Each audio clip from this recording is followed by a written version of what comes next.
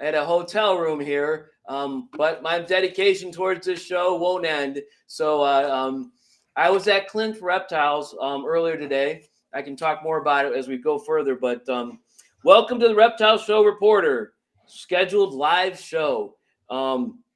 Okay, so it wasn't a reptile show that I went to, but it was a show for me and something I really did and enjoyed. It is Thursday, 8 p.m. on the East. At least that's what my phone is telling me. Actually, my phone is telling me it's 6 p.m. because I'm in Mountain Time. My body thinks it's like 5, but yes, my new daylight savings time protest continues. I will continue to protest this. I think Bill's behind me on this one. We don't really need it for daylight savings time. There's no reason to have that.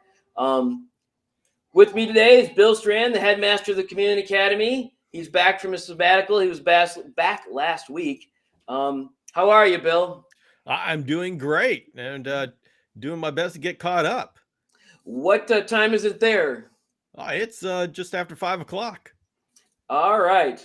So today I have Kris with me with 3D printing. Oh, it's iNaBoX 3D, correct? Correct. All right. Kris and I met at a reptile show a couple weeks ago, and he agreed to come on and talk about both his adventures in at reptile shows and 3D printing. So we'll get to that in a minute here. But Bill, any announcements? Nothing in particular. This week on the Chameleon Academy, we're going to be talking about hydration cycles and getting things set up for a deep dive into fogging. Yes, no, why in the next coming weeks. But that's all I got. I forgot to get the chat out again here. All right, so here we go. Steph Payne is here, as always. Thank you, Steph. Two Turtle Tom is here. Let's see what else. I'm going to close this here. James Cross. Yep. That's probably our three musketeers, Bill, for this show on Thursday. There's a lot more people out there watching. So thank you, everyone. Make sure you remember that if you're on Facebook, that you actually put your name in there, because we can't tell, because Facebook protects your privacy, even though later on we could go back and see who it was. And all we have to do is give Facebook a quarter and they'll go ahead and give us all your information. Yeah, exactly. But we're not willing to do that, right? All right. So anyways, so no announcements. We've talked to the people who are on. So I'm just going to say what happened today a little bit briefly, and then we'll go into the main topic. So today I was in Springsville, Utah, and I went to Clint's reptile room. You know, Clint Laidlaw, the person who's Clint's Reptiles on YouTube, very famous person, has a room where you can go in, and he actually toured me through the room. He took my wife and my daughter, Abigail, who's my number 4 child, and we went through the room, and boy, we had a great time. We took all kinds of pictures, all kinds of videos. I was so busy with him and hanging out that I forgot to even go live. I was planning on going live and showing everybody, but it was the middle of the day, so I probably wouldn't have picked up anybody anyway, so it takes a little while for people to get on.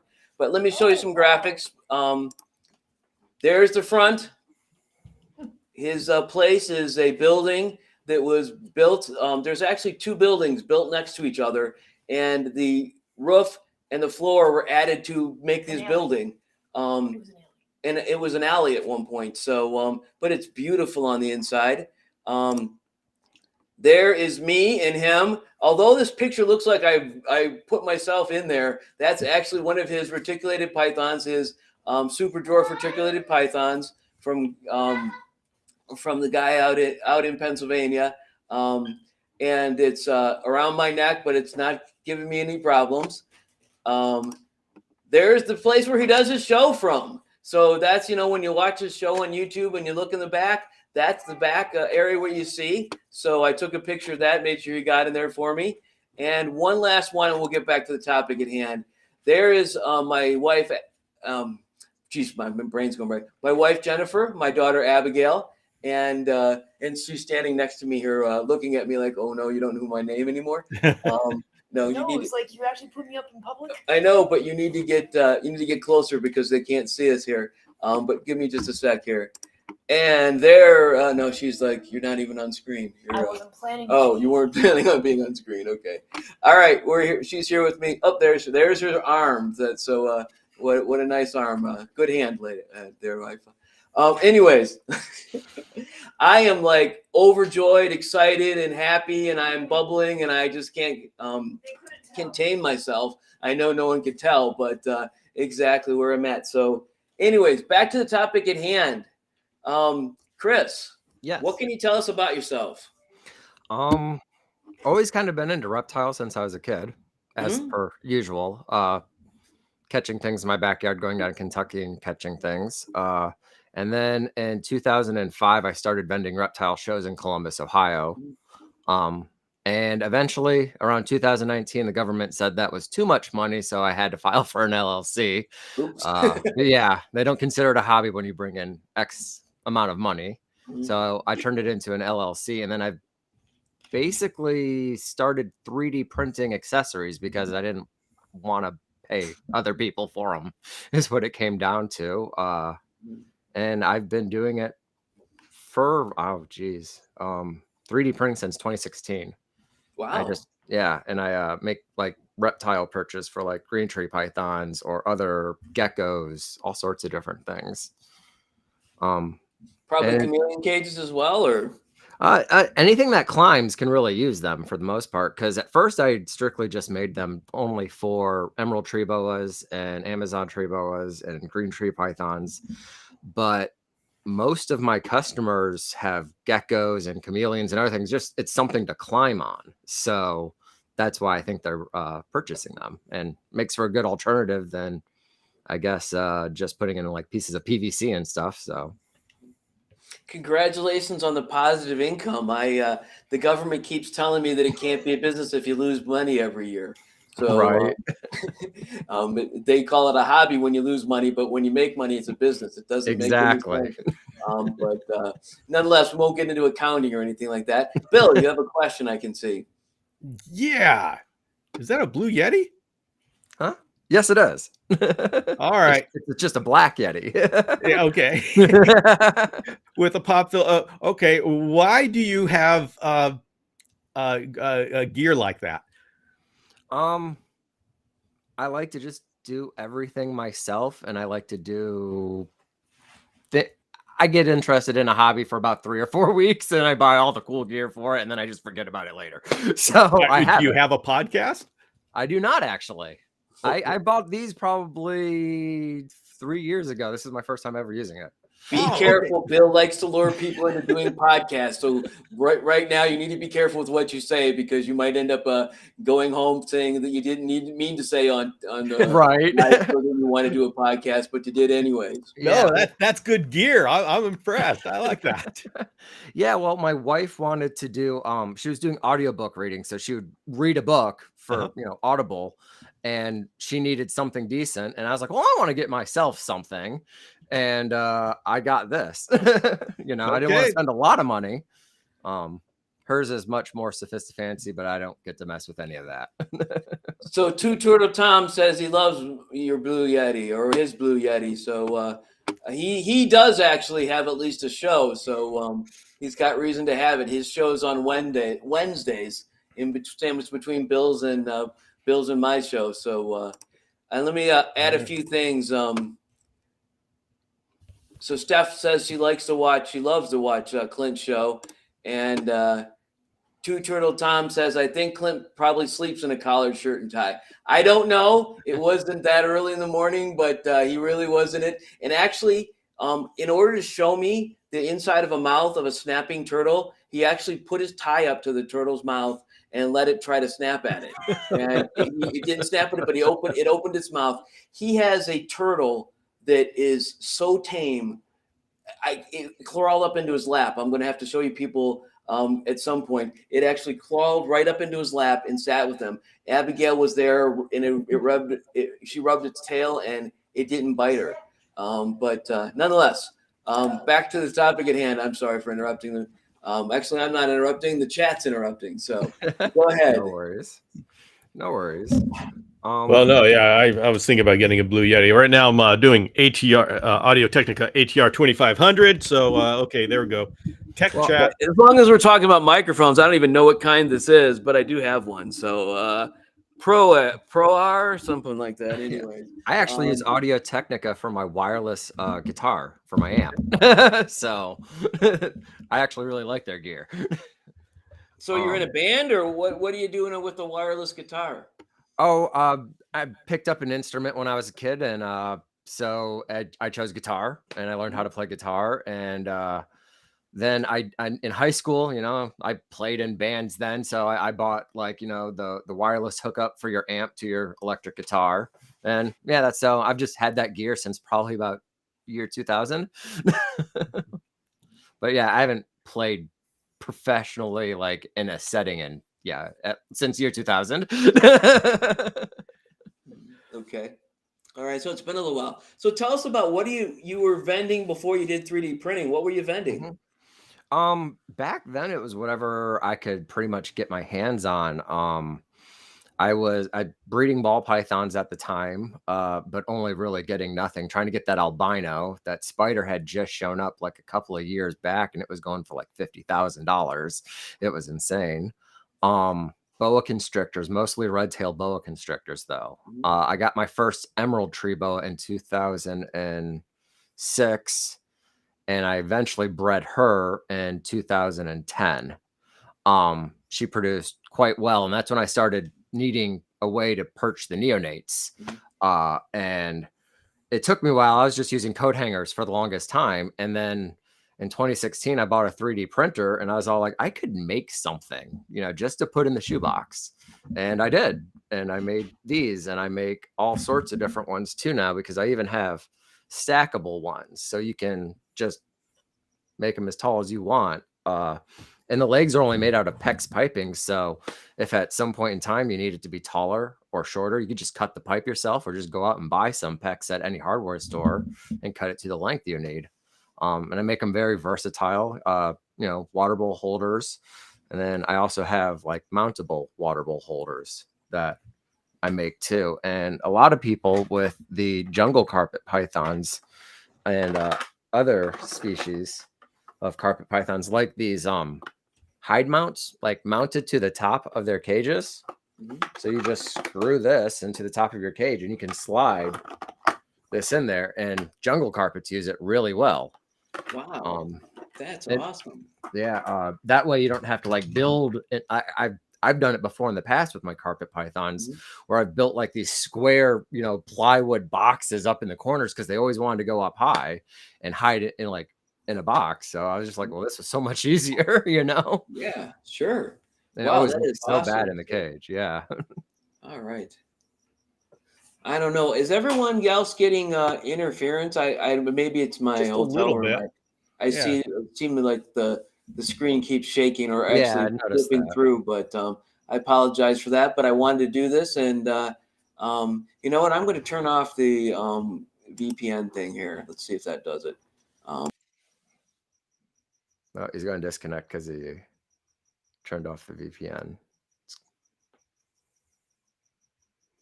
Yeah, he did. All right. Yeah, he turned off his VPN, so it completely disconnected him, and now it's going to reconnect him back. Okay, so he's going to be a little while, but you know what? We're going to go ahead and keep going on here. All right. And all right. Hey, I lost my phone. You know what? For one brief moment, I was in charge. For one moment. There we go. This was your show at one point, Bill. My 15 seconds of glory.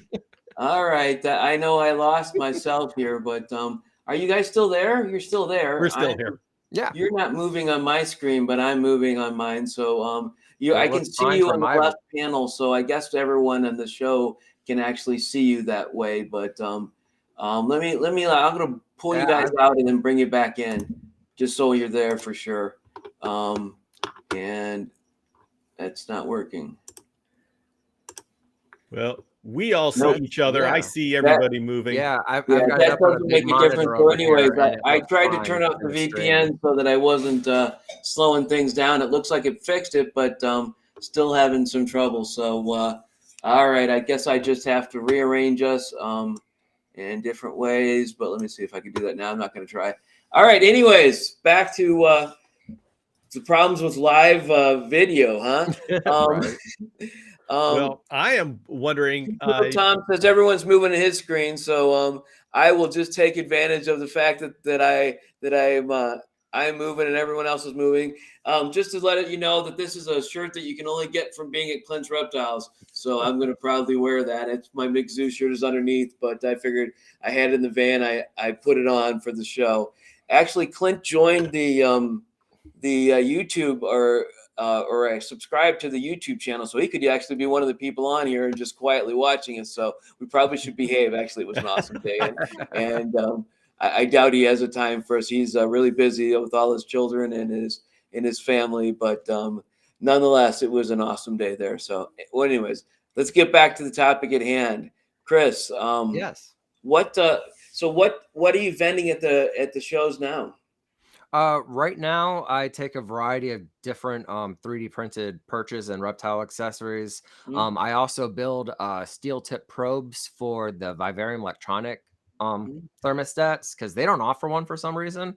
So all theirs are rubber tips. So I buy my own materials and I build my own probes for those thermostats. Wow. So I vend those as well. I have a background in engineering. I can reverse engineer just about anything and get my hands on. I went to college for engineering, so. All right, there you go. Yeah, so I got. is this your hobby or is it your day job? It's both. Both. Okay. Yeah. So I'm constantly 3D printing, putting orders out. I also breed my own snakes, and my wife would like me to get rid of more of them. But yeah, so that doesn't happen as often. Well, man, you ought to know the adage: "Happy wife, happy life." So be careful there, my friend. What platforms do you sell things on? I am on Etsy and eBay currently at this time. Etsy, okay. And yeah. So how do I find your shop? What's it called? On Etsy, it's iNaBoX 3D. iNaBoX 3D. Yes, I believe if you type in reptile perch, even in Google, I'm like one of the first things. Yes, I do custom work. Right. So Kris is answering, do you do custom work? I'm looking forward for a specific part for old oceanic systems, lizard lounge, vivarium. So, wow. Okay. And Two Turtle Tom actually goes to the Medina show from time to time. So you guys need to hook up together and talk. The show for Medina is probably it's like it's not this weekend, but next weekend, right? I actually have a calendar that I literally have to check every week just to figure out where I'm going.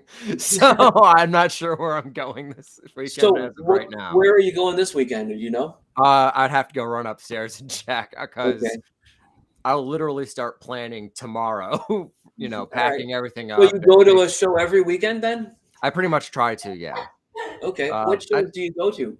I hit the Fremont show. I'll also hit I'm going to start the Perrysburg show, Glass City, Medina, and Columbus, Taylor show in Michigan, and the Detroit Mega Reptile show. So the All Ohio show is this Saturday. I'm thinking about seeing if I can make it. I'm not sure that I have. Is that the one that is the Columbus? Yeah. So that's where I'll be. Yeah. Unfortunately, I think I'm too many hours. I'm 27 hours from home, and I like to sleep from time to time. So I don't know if I can make it to the Saturday show. Even if I just drive out of here after we get off the show and start driving, I may not make it. But with all the rest stops and what have you, but I was trying to do that this week. But okay, so you're at all those shows every weekend. You got a show. I pretty much try. I don't always make every show due to some circumstances. Sometimes they overlap depending, especially the out of state shows. So I try to keep myself busy that way. Yeah. All right. Abigail seems to have a problem with the whole situation where we're at here. She's was excited today to be at Clint's and now it's boring and we're not driving. So she's not happy. That's why she's grabbing in the background. But unfortunately, we're here in a hotel room, so there's no other way for her to go. But usually she joins the show as and laughing and having a good time. Bill, what do you want to ask Kris? Well, I want to ask, what is your plan as far as this business? Is this 3D printing something that you are just going to be a side thing, or do you plan on expanding it? How serious is it? Right now, it's not as serious as what I would call the snake side of things, because that's where the LLC is registered under Sandusky Serpents LLC. Sell a few Amazon basins, and then the government gets involved. When you bring in a month's a year's salary in a month, that forced my hand on the LLC, because I was really skirting it for a while there. But iNaBoX 3D is just something I've kind of recently started advertising and branding. Before, it was just me making these things and pretty much giving them away. People would buy a snake, I'd give them one. I'd ship it separately, than the animal, but I'd always make sure they'd have one. And then I started taking them to shows because people were interested in them. And then somebody at a show was like, you should make them stackable, so I could put them in like a tall one. So then I started building the stackable ones, and it just kind of has been growing from there pretty rapidly. I usually only charge about $10 a perch. So Two Turtle Tom says he's found plans online for 3D printing for the thing he was talking about. Are you able to take plans from online, or is that? It depends on how the person saved the STL files. You can have like a Creative Commons license on it. But you can also make that, non-commission, which means you can't make any money off of that. Well, that's not good. But right. I personally, I'm a big believer in open software and just open sourcing things. So all of my 3D models are available online for anybody to print themselves if they own a 3D printer. Now, they can't profit off of it because that's how the licensing's set up. They can remix it, they can change it, but if they use my source material, my source object file, they can't legally sell it. And I have actually had a few people on Amazon right now, not Amazon, Etsy, literally selling my product, right? They're exactly how I am, and there's nothing really I can do about it, but that's Bill goes through that in the Reptile Entrepreneur. I think even the latest or second latest was what do you do when people steal your stuff? Yep. And what do you think about that, Bill? What was your I remember, but what was your conclusion? Well, the conclusion is that if you are doing a 3D printed product, there is nothing you can do to stop somebody from doing the exact same thing other than patenting it. But I mean, I'm saying this, I'm sure Kris knows all of this, but if you do make something and you put it on Etsy, your best defense is to make a big deal about it, so it's established that you made it first. I know there's some things on Etsy where somebody will copy what you've done and then tell Etsy that you are the copier and then get you taken down. It's a lot, right?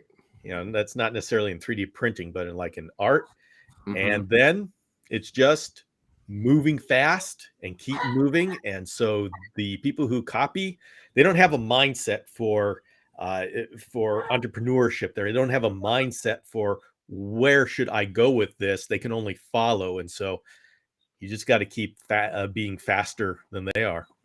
And as of right now, the ones who have copied my stuff and literally are trying to sell it, they haven't sold any to date. I check them all the time. Like, it's, whenever I'm on Etsy and I'm my shop manager, I go to the favorited shops in my list, which are just people copying, using my file. Now, I did put it up there for people to use for themselves, but but the licensing on it is for profit. They're not allowed to. They're not supposed to, and they will anyways. I mean, the last reptile show I was at in Medina, the person next to me was selling 3D printed items, just toys essentially, but every single one of them had a licensing, like you could look it up online on thingiverse.com, and you're not supposed to profit off of these prints, but it just happens. It happens. Well, I patented an invention of mine called Dragon Ledges, and it's an accessory that you can put on screen cages to where you can attach branches and potted plants. And even with a patent, people will still just blatantly copy it, and they'll just wait around to see if I'm serious about it, which I am, and I have a patent attorney. And nice. If they didn't take them down, I would have gotten kicked off of Etsy. So I can do stuff. I've got Dragon Legends in all my my other cages. So just so everyone knows, those are awesome and they're well worth protecting. Yeah. Nice. Oh wow, Two-Tiered Tom's got some real 3D printed questions here. All right, let's see. What are we asking? Different plastic types that are used. The print uses ABS, and I think it isn't as common as a filament material. This is way over my head, but I'm hoping Kris can help out. So there are probably at least 300 plus different filaments you can run through a 3D printer. ABS is one of them. It's actually the second most common one that people print with. It is literally just that. It's ABS plastic extruded in 0.2 of a millimeter per layer stacked on top of each other, and a molten nozzle going across the print bed. I currently use a material called PLA Plus, which is polylactic acid. It has high tensile strength, just like ABS, but not as great as ABS. But I don't unless I step on it, it's not going to break. Like I have to really stomp on this to break it.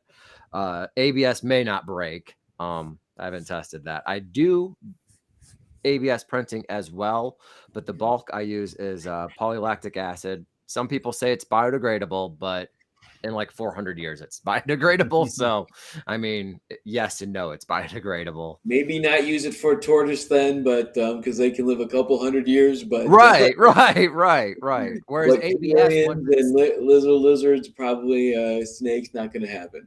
And then there's also PETG filament, which is a semi-translucent filament. So any color you print in kind of appears semi-translucent like glass. It is actually a food safe type filament. People print silverware plates with it. And there's that. But it's not as strong, and it does tend to UV wear, which means if you made a planter vase out of it and put some flowers in it and put it in the window, it would lose most of its color and go clear wherever the sun is directly hitting it after a period of a year or two. But I mean, I could go on for hours about all the different filaments, but those are like the three main common ones. Color, or does it actually degrade in the sun, in the UV light? It will completely bleach out to a white, opaque-ish type color, and it does become more brittle wherever it is more opaque. Now, if you were to squeeze on, like say it was a green one and part of it turned white, and you squeezed on the white part, it would cave in and then eventually crack off and break, whereas the other side wouldn't. And that's just the UV exposure. Okay. Wow. Yeah, some of the things I bought have been UV things that say you don't use them in the UV light or whatever, don't put them in somewhere, but that's maybe they were 3D printed. I don't know. Bill, any other questions? I'm wondering where you plan on what do you do to create, or what is your inspiration for creating products to do 3D printing? What do you follow to decide what you're going to do? A lot of times I just talk to people. People ask me like, hey, is this possible? Can you make something like this? I'm like, yeah, I can do that. And I will model it and I will make it. The people who contact me for a custom design, I will send them the prototype for free. And if they say, hey, yeah, this works perfect, it becomes a product for my shop. So literally a lot of it comes down to listening to what people want and what people desire. I didn't personally think of the high hide mounts for the carpet pythons. It was a customer asking me to build a custom bracket to slide one of the Vivarium Electronics or the Pangea snake hide boxes so they could just slide it up into the top for their jungle carpet python.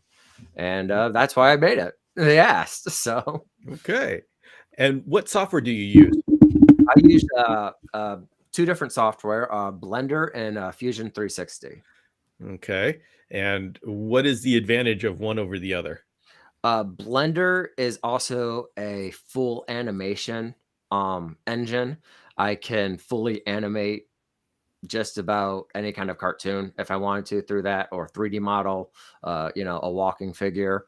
Whereas Fusion 360 is more of a model building program where I can just build a model from scratch. Now you can do that in Blender as well, but it's easier to import a model than it is to sit there and build it on your set up and then just go into like Fusion 360, which has hotkeys for certain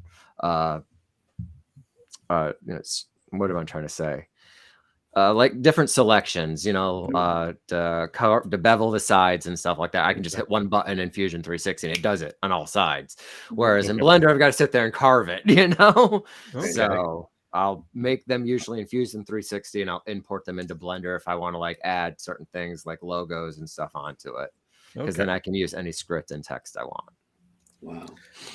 All right. Because I just got my 3D printer. What kind? It's a Fireforge. Oh, all right. Yeah, that's a nice one. And I got some things that I want to do. And the thing is, I got an engineering degree, so I'm familiar with CAD programs. Ah, yes. But I am unnaturally nervous about the whatever program I'm going to have to figure out. So, it's getting back into it. Oh, so I'm not doing any 3D printing, but apparently True Tom is going to be looking for some. Bill's going to be doing some, but maybe I need to get into this whole thing. I'm not an engineer and I don't play one during the day, but how hard is this stuff? Is it something you could do without a degree and without absolutely software? Oh yeah, absolutely. The degree's not gonna. yeah. That like when I went to college for my associate's degree, they had me take CAD 1 and CAD 2 just because I was following an engineering path. And I ended up only getting an applied sciences and physics degree out of all of that. And they said, now we're going to move you on to the next set, but I couldn't finish college. I had a kid. Yeah. And I learned CAD on the job because when I got my degree, they actually had us with pencil and paper. Oh man. Yeah, mine was all on draft. I've been around a while, apparently. Yeah, unfortunately, Bill and I are about the same ballpark age. So that's before I don't the know. internet. I'm about to be 37 in 20 days. Yeah, whatever. All right. Yes, of course. Last week we had an 18-year-old on. So what? There's whatever. There's no accounting for, we were 3 times her age, but nonetheless. Kris, Two Turtle Tom is asking, sees that 3D printers come way down. What's the cheapest 3D printer you'd recommend for the reptile hobbyist? Oh, that's kind of like a trick question because it depends on what you want to do with the machine.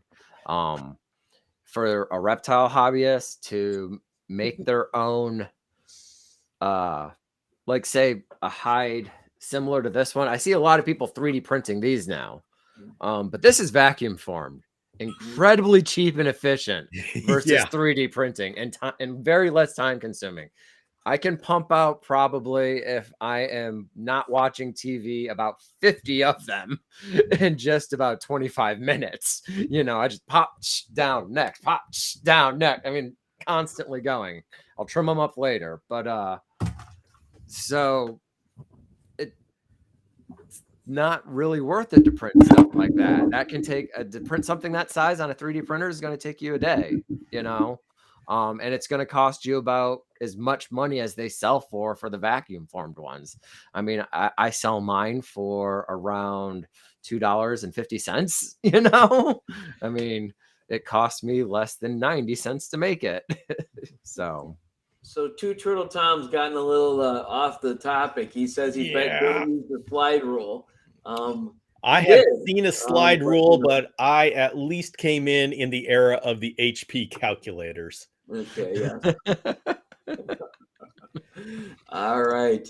And so once again, Chuck Americone, I think it is his name, Chilcondros, says he loves your purchase. He uses them with all his neonates. I buy one for every customer I sell a snake to, as well as they thrive on them. So you got a big fan there, Kris. I don't know if you know him, but Chuck actually contacted me a while back, and I was selling these 6x10 perch mounts, and he goes, "Will they fit in a 6-quart container for Sterilite?" And I was like, "Yes, they do, but only certain ones, because the 6-quart containers changed over time. The newer ones are actually a little bit narrower." So I sent him one. It didn't fit, and he was about to have babies hatch like any day, and he was going to need perch mounts for him. So I scaled it down. I went out and bought the newer 6-quart Sterilite tub. So I scaled down my design. I printed as many as I could, as fast as I could, and then got out there. That just became another product for me to sell. And Chuck helped me out there. And then he contacted me. He was like, "Hey man, we do this live stream called the Chondro Bar Room every Tuesday night at 10 p.m. Eastern time. You know, would you like to come on and talk about, you know, your stuff and you know, become a sponsor for the show?" And I started doing that, and it's a really fun time. It's just a bunch of guys talking about their green tree python. So what's that called again? The Chondro Bar Room. And what is that on? It's an Instagram live. They're looking to be moving to YouTube. But if you follow Chill Chondros or Windy City, oh shoot, he's gonna kill me because I can't remember his Instagram tag. But our Mongrel Reptiles on Instagram, Tuesday nights, 10 p.m. Eastern time. We just live stream, have a few beers, and awful late, huh? Yeah. Talk green tree pythons. Well, I mean, I'm a night owl, so I would be up for that anyway. But you know, wait a minute, did you just talk about blue tree monitors? Yes, we did. Yeah, yes, okay. Yeah, I was on that. I was watching you guys. Yeah, I'm the sponsor for that show. That's the link that they pin at the bottom is me. All right. And I think they actually had to restart it for me Tuesday, because all of a sudden I couldn't get back into the live stream at all. And I called Chuck. I was like, "What's going on? There's like, it's not live anymore." He's like, "We're live right now, dude." I was all like, "Oh man, it's not letting," like, I was just like, I couldn't see it on my screen at all. I could not access it. So they actually stopped it and restarted it so I could show back up. And they're a bunch of great guys. Chuck just produced some amazing arroos. Yeah, he's a great guy all around. We literally talk on the phone every couple of days, and he's always giving me new ideas to make stuff. So it's like a win-win situation. It appears that once again, Bill, the reptile community is like 6 degrees from Kevin Bacon. I think you were doing a live the other night, and we were talking about, someone said, "Why do all these same people come on, and why are they all?"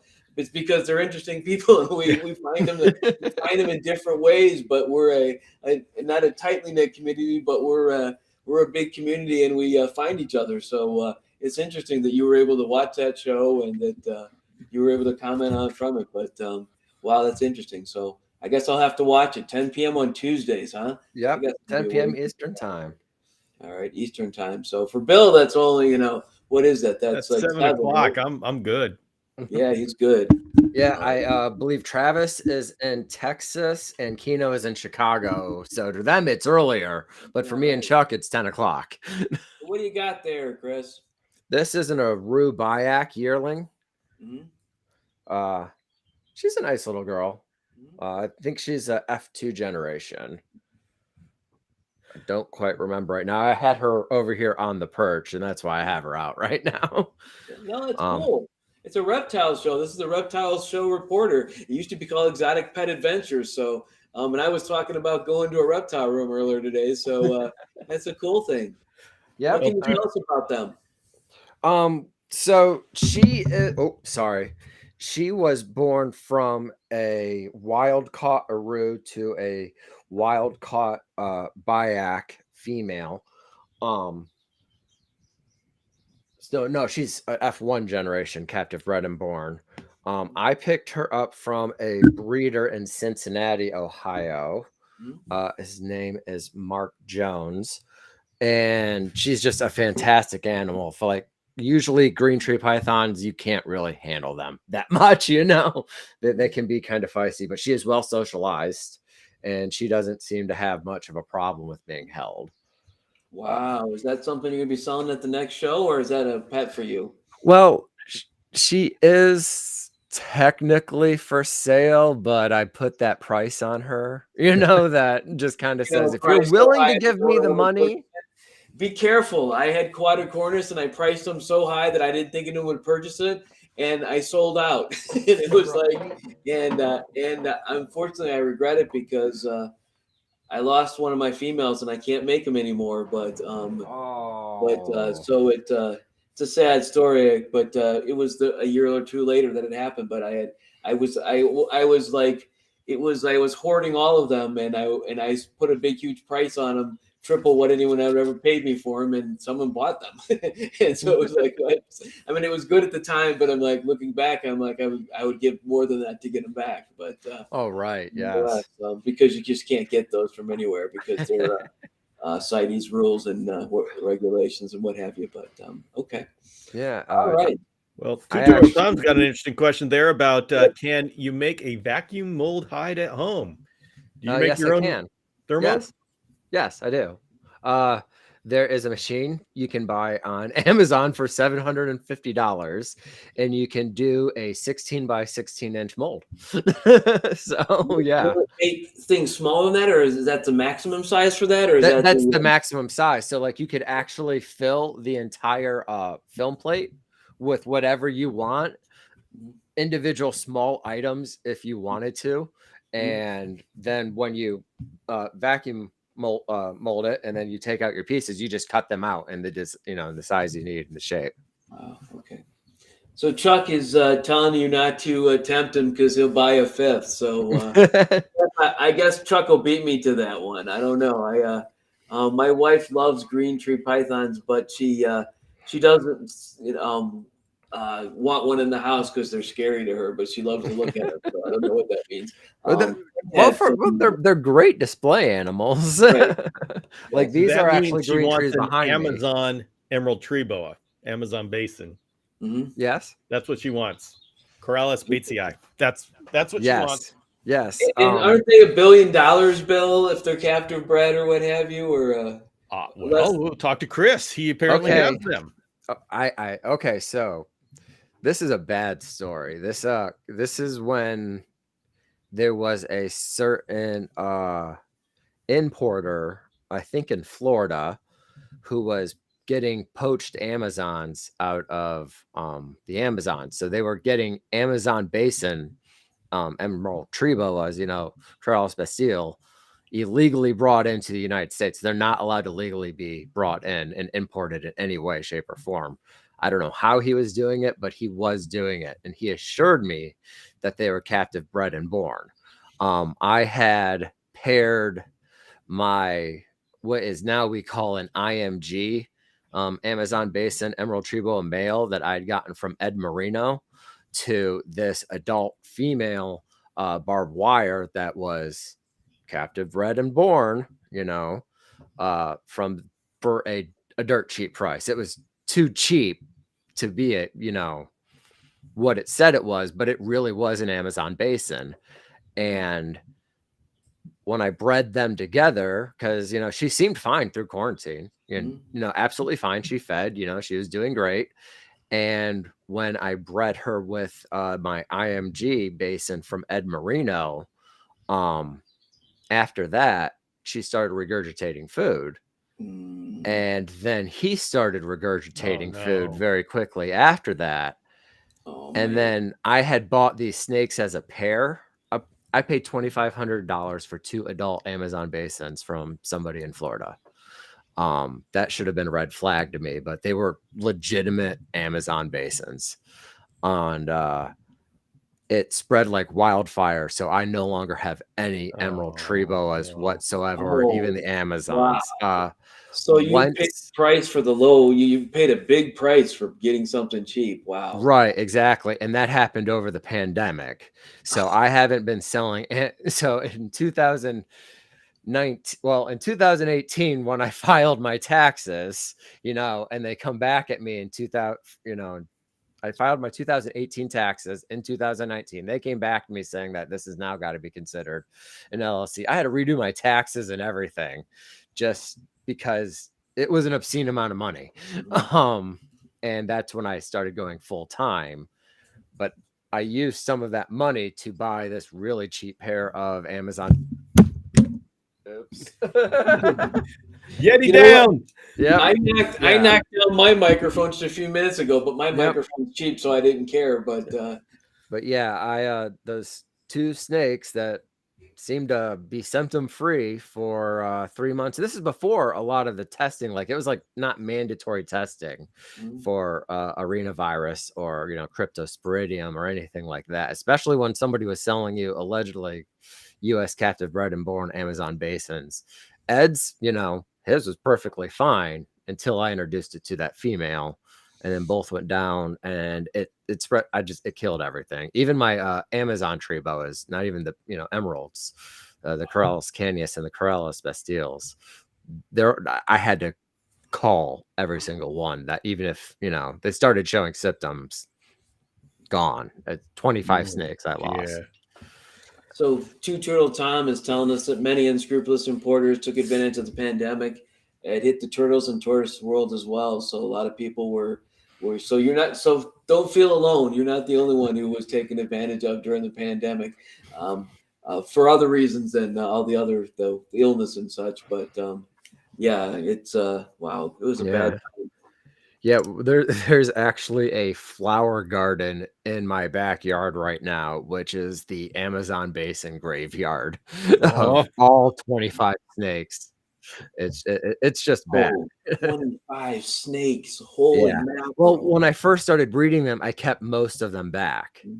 So I didn't, I wanted to see them grow up. And if I didn't like it, I sold it, but I liked a lot. So, and then I know that feeling. In 2018, that was the first year I let go 28 snakes, and that amount of money, the government got involved. 28 Amazon basins.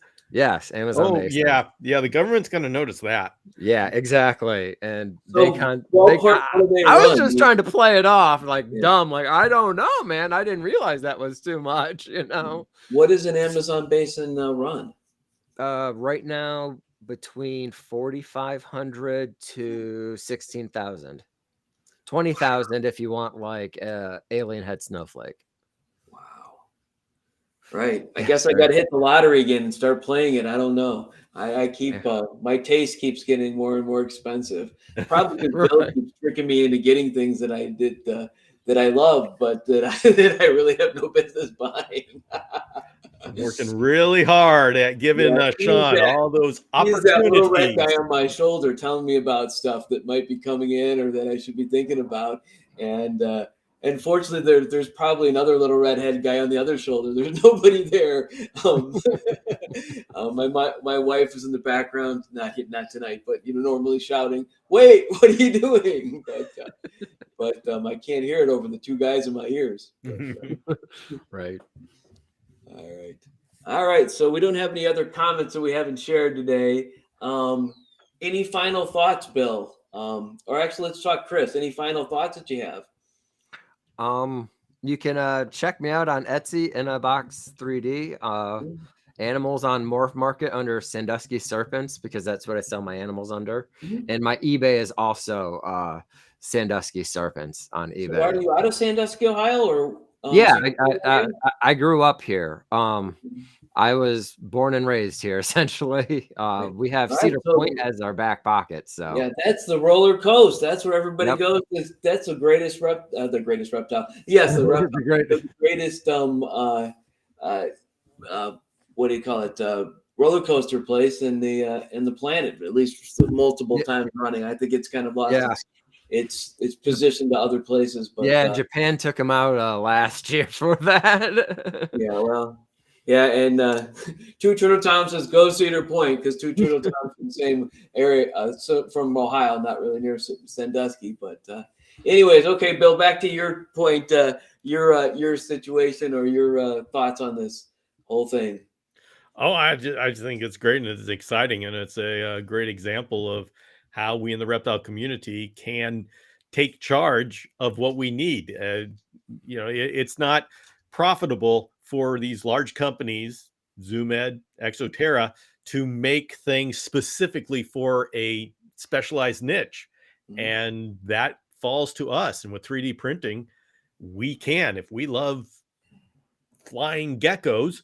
Nobody's going to make a product for flying geckos except you. You love flying geckos. You can make anything you want with 3D printers. So I think it's 3D printing is just the start of us taking our loves and our of our niche reptiles and taking it to the next level. I'm really excited for where we're going forward as a community because of 3D printing.